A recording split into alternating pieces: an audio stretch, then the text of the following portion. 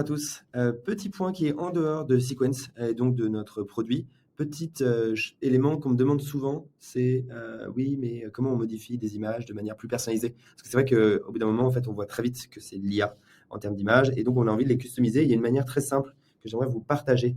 Quand vous êtes nous, on utilise Midjourney parce que je trouve que la qualité des images est beaucoup plus, intéressante, impactante, précise et qualitative.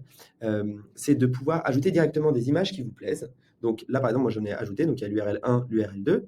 Je vous montre un exemple. Ça, c'était l'URL 1, c'était pour notre site web. Euh, hop, URL 2, tac. Et en fait, la template de l'URL nous montrait ce genre d'image. Sauf qu'en fait, évidemment, à faire sur Photoshop ou sur Figma, c'est juste l'enfer. Il faut être vraiment extrêmement compétent.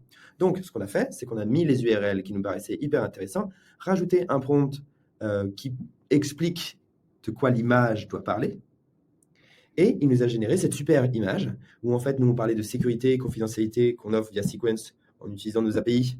Parce que quand on utilise ChatGPT, aujourd'hui, les données ne sont pas sécurisées. C'est notre argument. Donc, évidemment, il nous fallait un cadenas. Mais comme vous avez vu, les images de départ n'ont rien à voir avec un cadenas. Mais il a compris que je voulais quel genre d'image, donc un écran qui sort un peu, un effet un peu 3D, et il l'a très bien répliqué. Et, et on peut faire ça sur plein d'autres techniques. Donc, vous allez pouvoir voir que, par exemple, juste après, je vous montre directement le site. Donc ça, c'est ce qu'on a pris comme image finalement. On a pris cette super image qui est quand même, on se dit que là, c'est fait par un professionnel. Enfin, moi, je trouve ça assez impressionnant. Pareil, hein, il a compris certaines méthodes. Je lui avais mis d'autres sources d'inspiration. Et celle-ci, puisqu'on review les contenus par des project owners, par la communauté. Donc, on voit le responsable project owner qui prend en main les contenus de nos clients. Et donc, c'est une technique super. Deux sources d'inspiration. Je vous conseille au moins deux.